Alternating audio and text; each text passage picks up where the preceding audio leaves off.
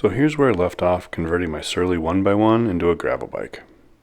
In the previous video, the extra brazons were removed and new cable guides and stops were silver brazed to the frame. In this video, I'll create a CAD model of the frame, check the numbers in my jig, check the alignment, install the parts, and take it for a test ride.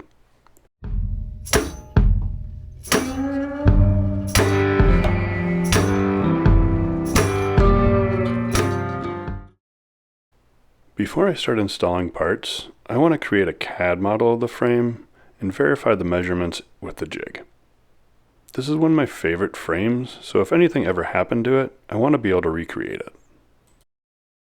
I used the specs from the 2008 Surly catalog to create the model of the frame in BikeCAD. When I design a frame in BikeCAD, I typically open up one of my previous frames and use that as a starting point. Of all my frames, the 26 plus ATB is the closest to the 1x1, so that's where I started. Then I just make the numbers match the specs in the Surly catalog.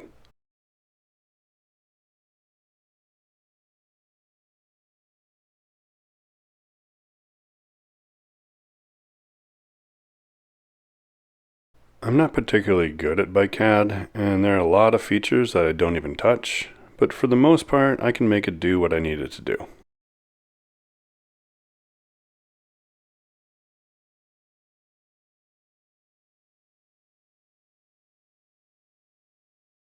Since I'm just making this model for reference purposes and not actually building the frame, I ended up removing a lot of these dimensions.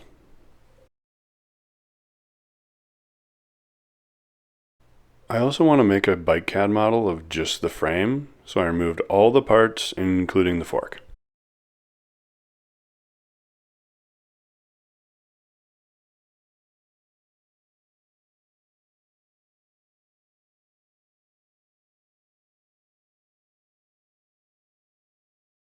After adjusting the numbers and cleaning it all up, here's the BikeCAD model of the frame based on the Surly catalog specs. I then saved it as a separate file so I can come back to it if I ever need to. Next, I set up the jig using the BikeCAD numbers and check to see if the frame fit. As you can see, the head tube didn't quite end up where it needed to be. I had to move the bottom bracket holder about 3 millimeters forward for the frame to fit.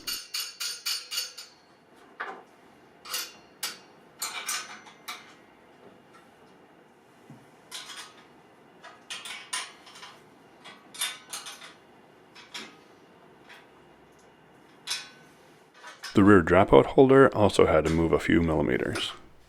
These aren't major discrepancies in my opinion, and if I ever want to recreate this frame, I'll just split the differences between the jig and BikeCAD. I went back to BikeCAD and added the new parts to make it into a gravel bike. One of the things I struggle with in BikeCAD is creating handlebars and non-traditional stems. I planned on using a Velo Orange Happy stem, so that's what I tried putting on the BikeCAD model. I ended up not using it, which I'll talk more about later. I bought the Happy stem because I figured the low stack on this frame would require a tall stem. Stack will be one of the main issues I address when I design and build my own gravel frame later this year. When I do begin designing that frame, I'll use this CAD model as a starting point. I also took the opportunity to check the alignment on the frame. The fact that this production frame is as well aligned as any of my homemade frames makes me feel good about my process. As I've said before, I think a frame's alignment has to be pretty far out of whack to impact how it rides.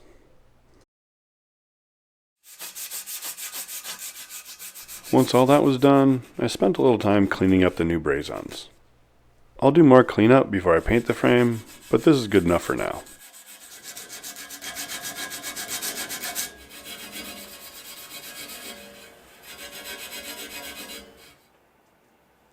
Now I'm ready to add parts, get it all built up, and take it for a test ride.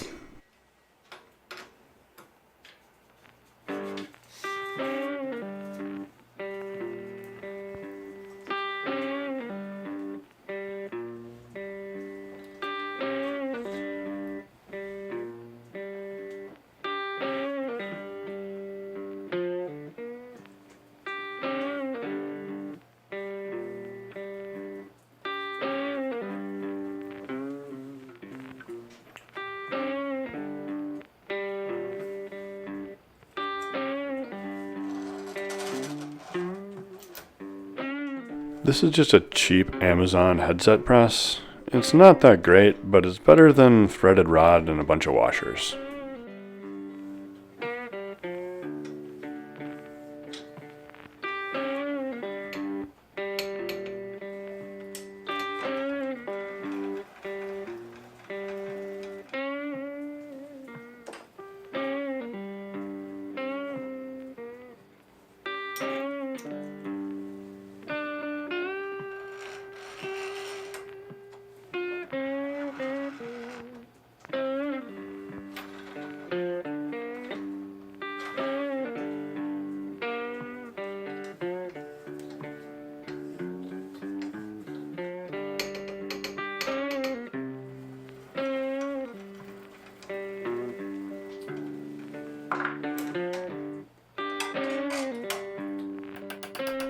The old crown race would have worked with this new headset, but the new race has a bigger seal on it, so I wanted to swap them out. I used the razor blade trick that I saw recently on Bike Sauce, but I only used the razor blade to get it started. Then I switched to increasingly larger screwdrivers to pry it off. It's a steel crown race, so I'm not too worried about it.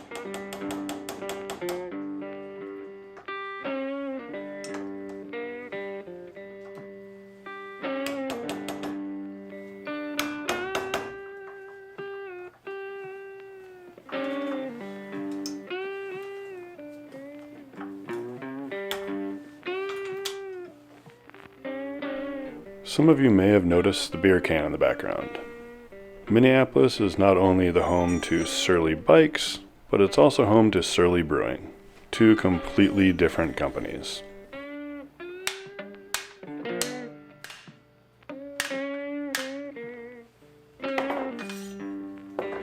Minneapolis has 35 different breweries within its city limits, and that's not including St. Paul or any of the suburbs.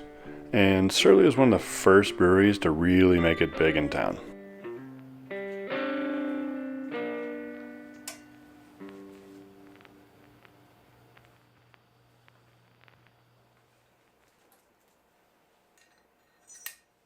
This is a Cane Creek 40 headset, which is my go-to headset for pretty much all my bikes.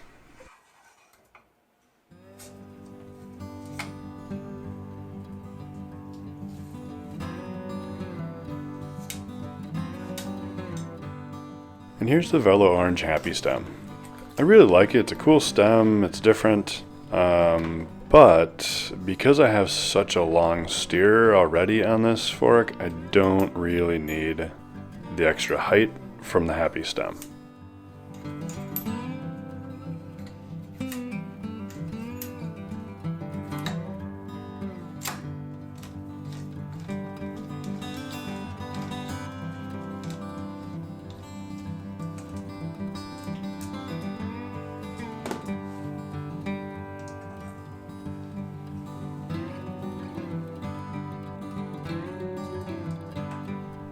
When I built the BikeCAD model for this frame, I figured I wanted the handlebars at about the same height as the saddle, but once I got the frame all built up, I realized that was just way too tall, even for me.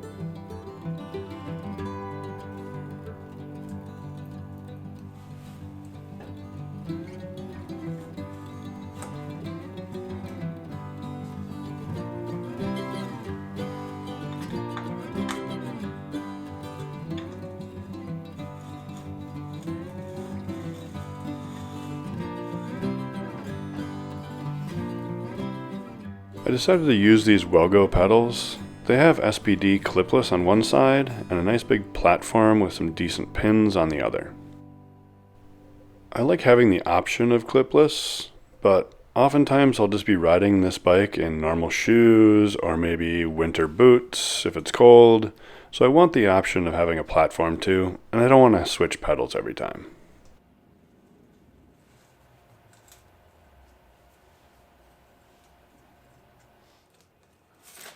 These are some old Mavic 29er mountain bike wheels with Schwalbe G1 2.0 tires, and I'll be using those along with a 9-speed drivetrain for my parts bin.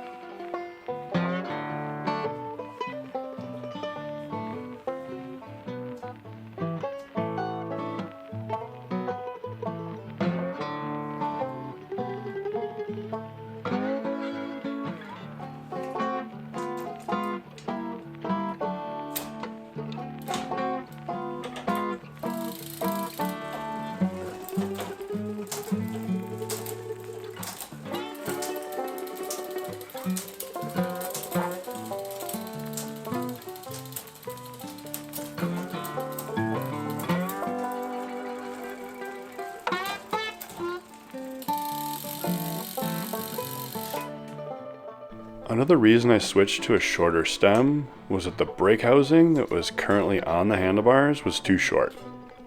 And to fix it, it would have required unwrapping and rewrapping the bars.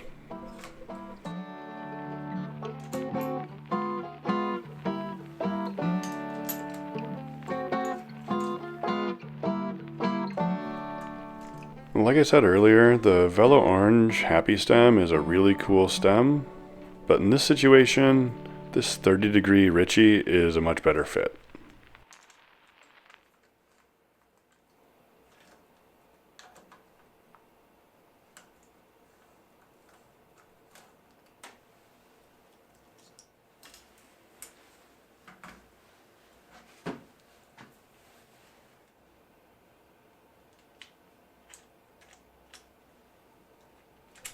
I'm using mountain disc brake calipers on this bike, so these are long pulled drop bar brake levers from Diacomp.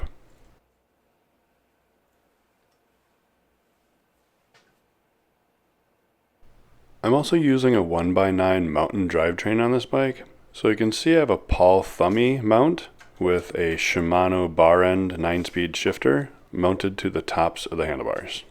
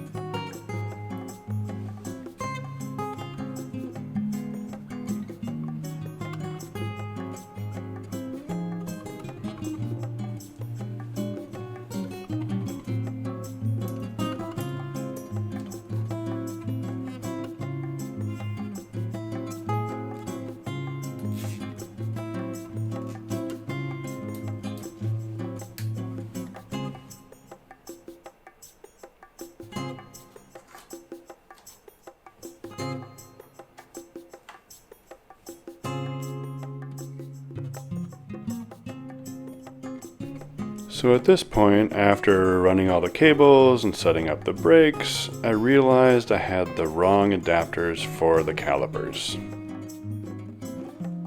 The wheels that used to be on this bike had 180mm rotors, and these wheels have 160mm rotors. So once I got the adapters swapped, both front and rear, the brakes were all set up.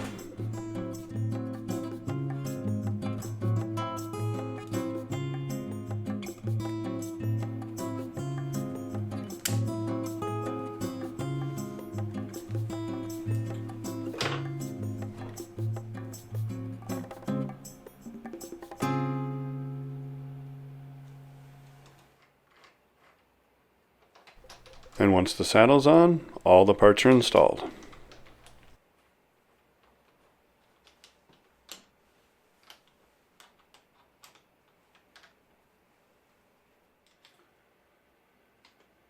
And then after some minor adjustments of the saddle and the handlebars, it was ready for a test ride. And there it is. And honestly, it turned out way better than I thought it would. The handlebar drop ended up being more than what I had planned on, but once I got on the bike, it really wasn't all that bad, especially for this type of bike. It definitely feels more like a road bike than any other bike I've had in probably the last 10 years, which I have to say is a lot of fun.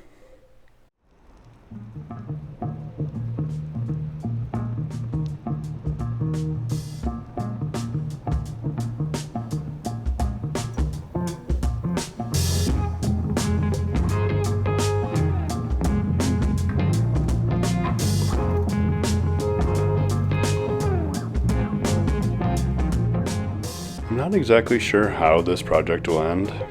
I've decided my next frame project will be a gravel all-road type frame. So I think this will just be some sort of kind of test fit bike until that frame is done.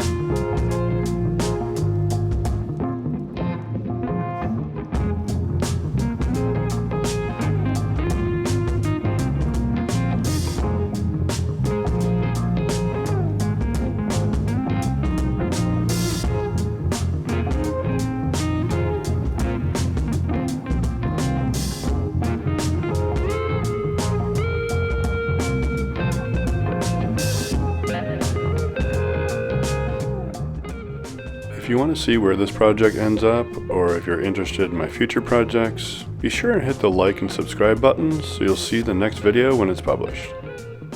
If you haven't seen my other videos, go check them out. Thanks for watching, take care, see you next time.